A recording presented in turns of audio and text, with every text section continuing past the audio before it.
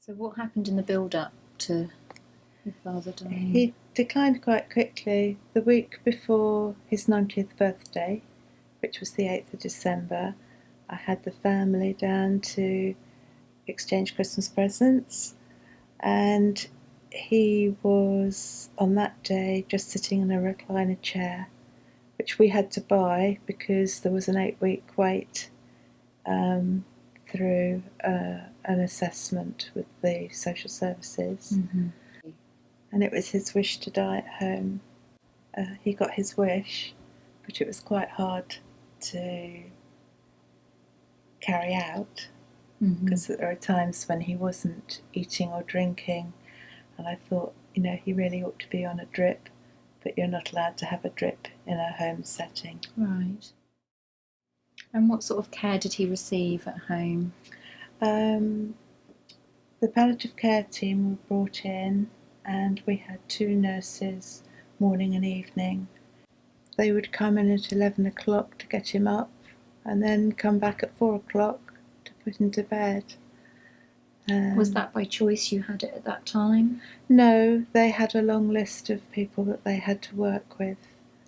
And I've since learnt from my carers meeting yesterday that they were very stretched in the community because many people were being discharged from hospital for the Christmas period because they wanted to go home to have their last Christmases at home.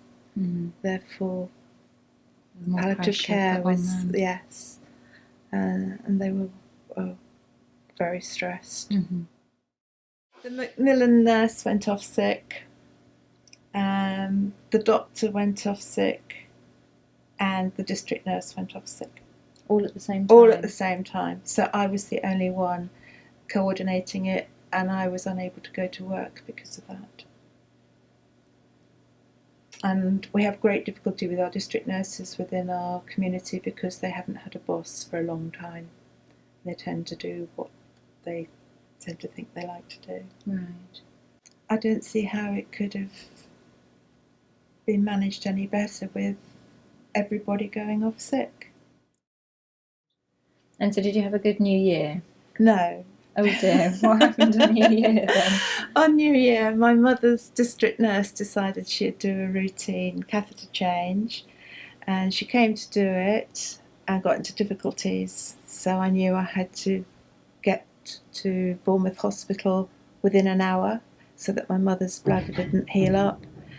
And we phoned for admission straight onto the ward for a quick catheter change, and were told that no admissions would be taken that day because the staff were on holiday. There weren't any nurses. Right. So we went to A&E to be told that it would be 6 hours before we would be seen. I explained I only had an hour in which we could operate for an 88-year-old without her having to go through a general anaesthetic again. Right.